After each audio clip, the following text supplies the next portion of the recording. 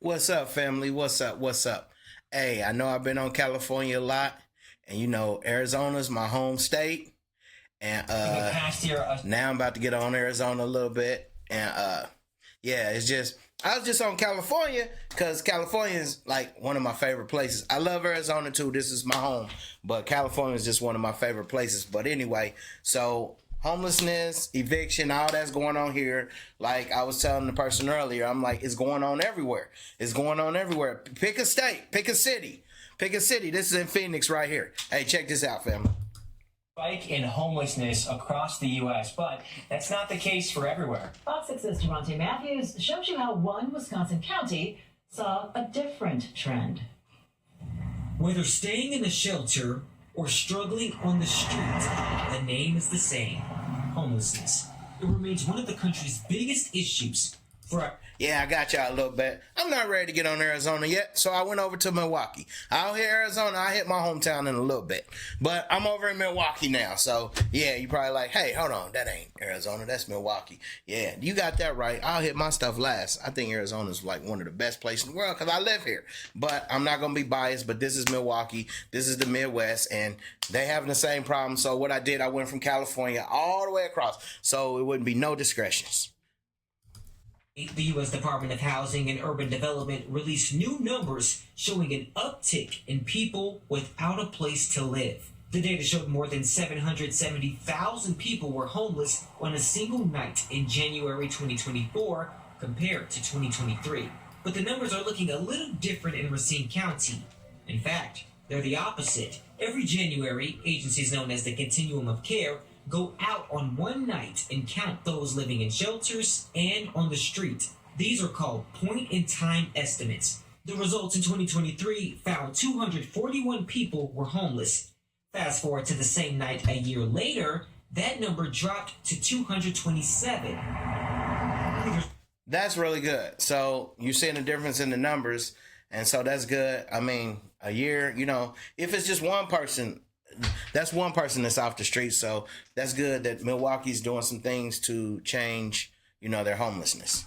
Homeless outreach say that's a positive trend, but it does come with a little drawback. They say the overall number of homeless people was down, including those staying in shelters, but the amount of people living on the streets went up.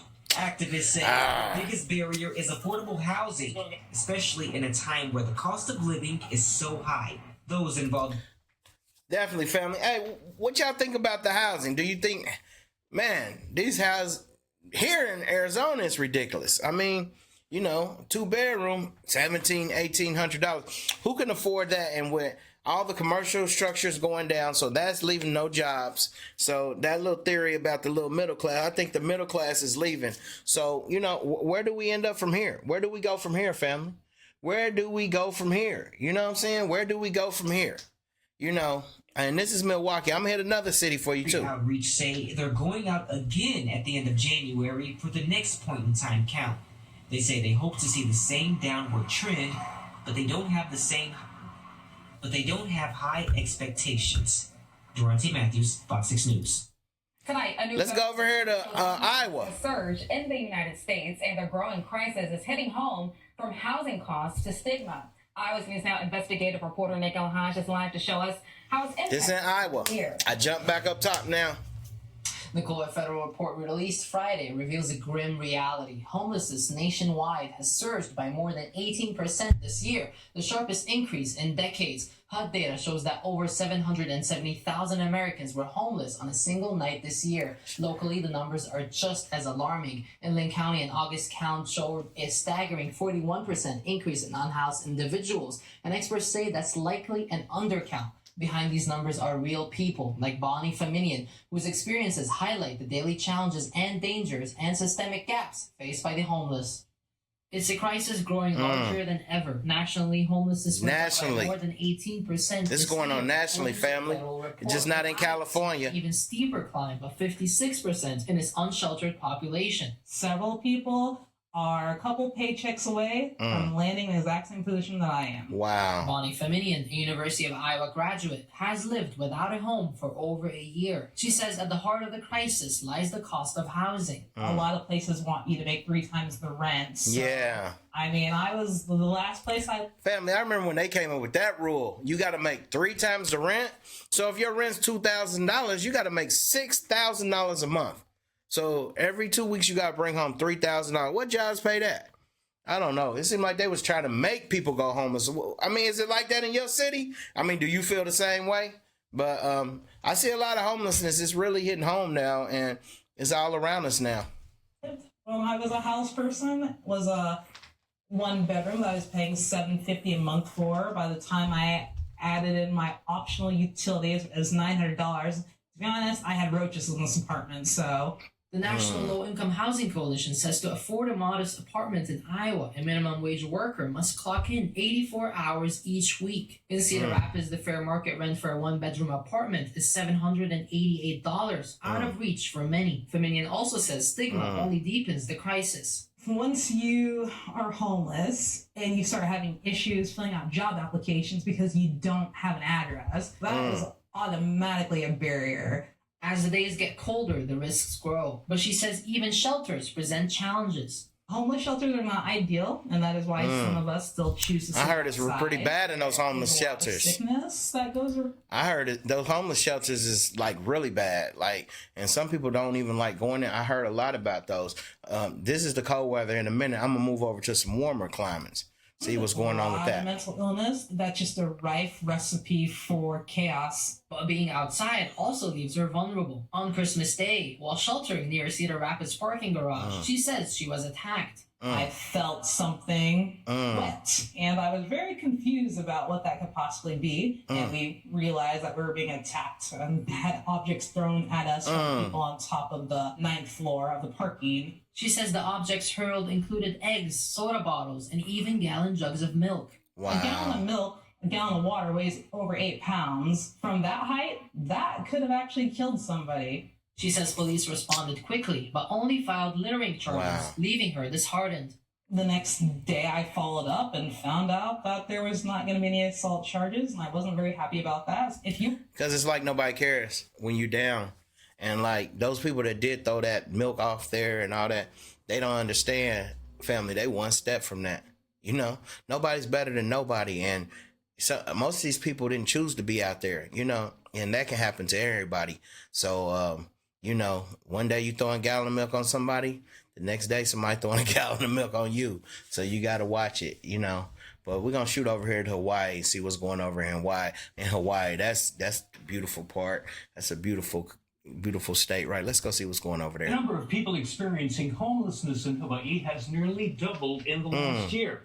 That's according to a new federal report that highlights disturbing statistics for Native Hawaiians and Pacific Islanders. Eddie Dowd has the details. The annual Homeless Assessment Report, released every December by the federal government, takes data from every state in the U.S. This year, it shows an 18% increase in homelessness nationwide. Wow. Here in Hawaii, it has nearly doubled. According to the report, that sharp increase is largely due to the thousands of people who lost their homes in the August 8th Maui wildfires. Yeah, that fire. Unfortunately, when I saw this report, it does not surprise me. The executive director for Family Promise of Hawaii, a nonprofit that helps families find housing, says what's most troubling is the national data for families with children. According to the report, Native Hawaiians and Pacific Islanders had the highest unsheltered rates among all racial groups. Homelessness is really driven by economic factors, the cost of housing, the cost of living, not being able to pay the bills. And unfortunately, Native Hawaiians and Pacific Islanders are disproportionately affected by those economic factors as well. Over on Maui, efforts continue to find permanent housing for displaced fire survivors. Here on Oahu, the nonprofit opened 2 new locations. Yeah, I knew it was a lot of homelessness in Hawaii, but, I never knew the after effect after the fire. And family, I'm watching this just like you watching it. I haven't pre-watched it or nothing. I'm watching it. It's just like I'm watching it just like you're watching it. And wow, but but Hawaii's having the problem too. And so, let's go ahead and shoot over to the third highest homeless rate in the U.S. Let's shoot over to Washington, see what they're talking about. Now at 6, Washington State's homelessness rate continues to rise and is now among the highest in the country. This is according to a new study just released today. It's cold there. It gets cold there, too. Housing and urban development. And the surge comes despite the fact that billions of dollars have been spent in the past decade to reduce the trend. Como senior reporter Chris Daniels has looked through the lengthy report and talked to experts. He now joins us live with more tonight. Chris? Yeah, Hannah, some good news. The number of homeless veterans across the country has dropped, and in Washington State... Well, that's good. They're taking care of their veterans. Are also on the decline, but otherwise, every metric is pointed in the wrong direction. On a dreary day, when tents don't dot the landscape like years before, Sarah Rankin says... Check this out, though, family. What if, everybody be like, I want to go on a camping trip. What if you forced to go on a camping trip? What if you forced to live in a tent? Forced to live in it. Every day it's like you're on a camping trip. No running water, no toilets, no nothing. Man. Like we gotta, man. It's a big problem going on with this homeless thing. Wow. Visuals don't paint a full picture. But the bulk of the iceberg is not visible to folks. The Seattle U professor is the founder and director of the Homeless Rights Advocacy Project. We know that the single most reliable predictor of homelessness is the cost of housing, and we've been suffering from a major housing affordability crisis in Washington and throughout the country. So the spigot is constantly turning up. The HUD annual assessment now estimates there are more than 771,000 homeless people in America on a given night, up 18% in a year. And 771,000 in America. Man, if you got a roof over your head, family, you better be thankful. And you know what? No matter why a person's on the street, you see somebody out there homeless, give them $1 or something. It's none of your business what they use it for. If they getting some water, they getting some food, whatever they doing, getting some cigarettes, anything to make their day brighter, is good. And, but yeah, I just wanted to do a little segment, family, on homelessness in the United States. And, man, I appreciate you guys tuning in.